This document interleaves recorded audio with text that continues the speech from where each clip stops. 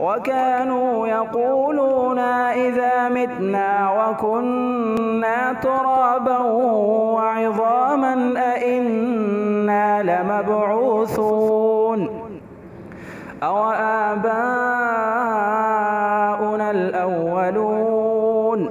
قل إن الأولين والآخرين لمجموعون إلى ميقات يوم معلوم ثم إنكم أيها الضالون المكذبون لآكلون من شجر من زقوم فمالئون منها البطون فشاربون عليه من الحميم فشاربون شرب الهيم هذا نزلهم يوم الدين نحن خلقناكم فلولا تصدقون أفرأيتم ما تمنون أأنتم تخلقونه أم نحن الخالقون نحن قدرنا بينكم الموت وما نحن بمسبوقين على أن نبدل أمثالكم وننشئكم فيما لا تعلمون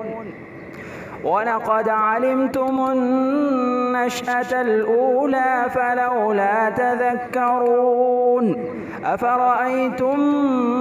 ما تحرثون أأنتم تزرعونه أم نحن الزارعون لو نشاء لجعلناه حطاما فظلتم تفكهون إنا لمغرمون بل نحن محرومون أفرأيتم الماء الذي تشربون أأنتم أنزلتموه من المزن أم نحن المنزلون لو نشاء جعلناه أجاجا فلولا تشكرون أفرأيتم النار التي تورون أأنتم أنشأتم شجرتها أم نحن المنشئون نحن جعلناها تذكرة ومتاعا للمقوين فسبح باسم ربك العظيم فلا أقسم بمواقع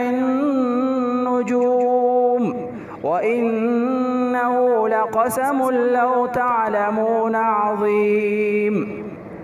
إنه لقرآن كريم في كتاب مكنون لا يمسه إلا المطهرون تنزيل من رب العالمين أفبهذا الحديث أنتم مدهنون وتجعلون رزقكم أنكم تكذبون فلولا إذا بلغت الحلقوم وأنتم حينئذ تنظرون ونحن أقرب إليه منكم ولكن لا تبصرون فلولا إن كنتم غير مدينين ترجعونها إن كنتم صادقين فأما إن كان من المقربين فروح وريحان وجنة نعيم وأما إن كان من أصحاب اليمين فسلام لك من أصحاب اليمين وأما إن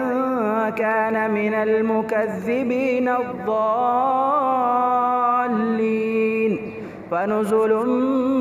من حميم وتصلية جحيم. إن هذا لهو حق اليقين. فسبح باسم ربك العظيم. صدق الله العظيم.